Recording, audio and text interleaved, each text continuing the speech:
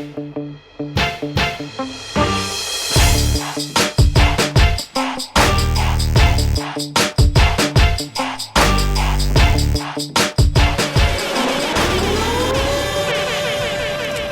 is the Concrete Jungle. I'm Tommy D here, and I got Tony the Tiger Thompson on the line. How's it going, Tony? I'm just going good, man. How's everybody doing? Doing great, doing great. We over here in Cali. All right. So you know you're coming off this big victory over Price. A lot of people were doubting you. I think maybe some people brought you in as to be, maybe a guideline to see where he's at, what he could do, how much he progressed. You were obviously a step up because you've been in there for a world title shot, and you fought what basically is the best heavyweight pound for pound right now, and has been for the last several years.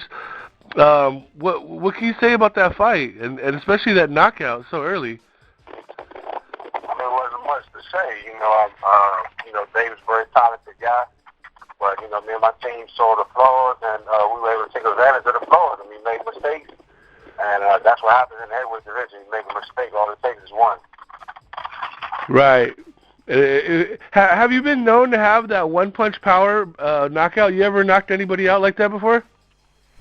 I've knocked people out worse than that. So, a lot of people talk about David Price's power, but they still got to remember I'm a 6'5", 250-pound man, and it doesn't take much. Oh yeah. Power when you're that big. So. Yeah, that's right. No, nobody ever heard of Buster Douglas before. That night in Japan, right?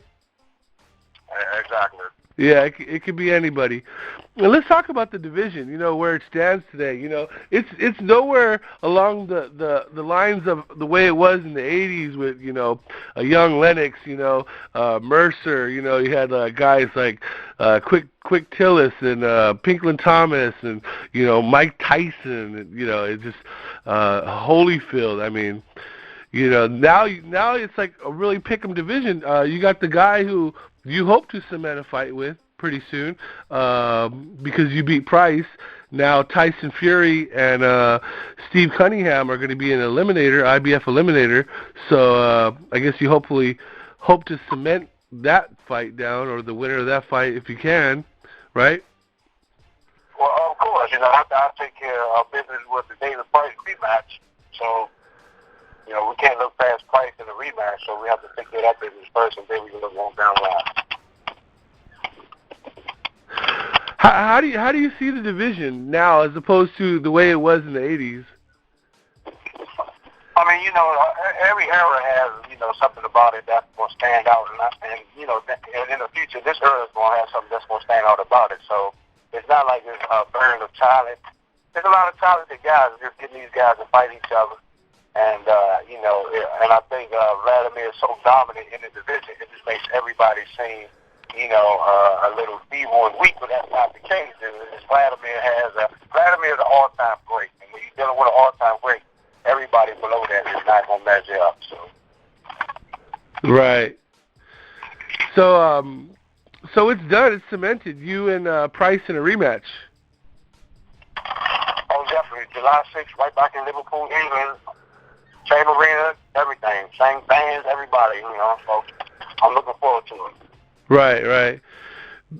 Liverpool, so you did it once, you just hope to do it again, is that all? Well, that's the plan, man. We got future plans that we take care of, but first we got to take care of this in order for those plans to pan out, so going back to Liverpool. Not that you've seen a whole lot of him, but, he hit you. You guys locked horns a few times before the knockout. Did you feel any kind of, I guess you could say when you have someone's number? Did you know any time in the first round before the punch in the second that you could take this guy easily? Well, I never thought it was going to be easy. I knew I could take him, but I just figured you had to go through a process. It just so happened the process happened early in the second round, and we took our opportunity. We knew we had opportunities, In every fight, you have opportunities. And we've seen opportunities for success in this fight. It just happened early. Right. Now I mean even in the fight with Klitschko, I mean you looked great in some rounds. I mean you were just like you were doing your thing. You were systematic like a well-oiled machine, you know. Once you get going and you start jabbing, you know, the tiger comes out in you, you know, sporadically.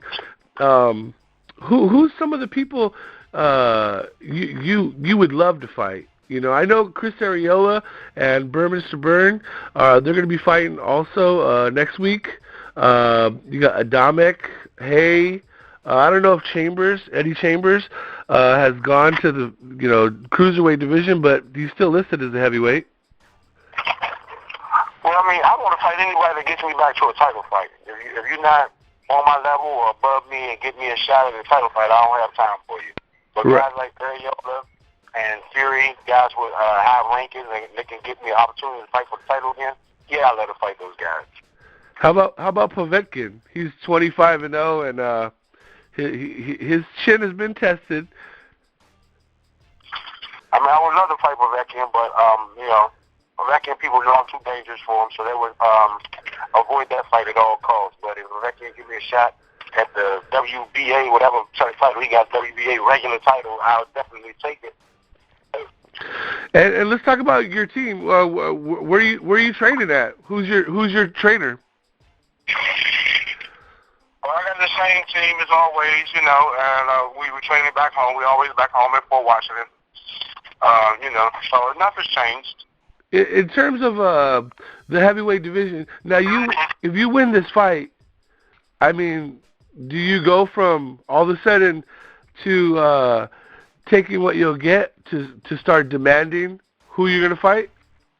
No, I'm going to sit back and let the pretenders come to me, man, because if they want to fight for the championship, they got to fight a guy like me, somebody that's going to test them before they get in there with a guy like Vladimir. So I'm going to sit back and just collect the opportunities. I know they'll be out there.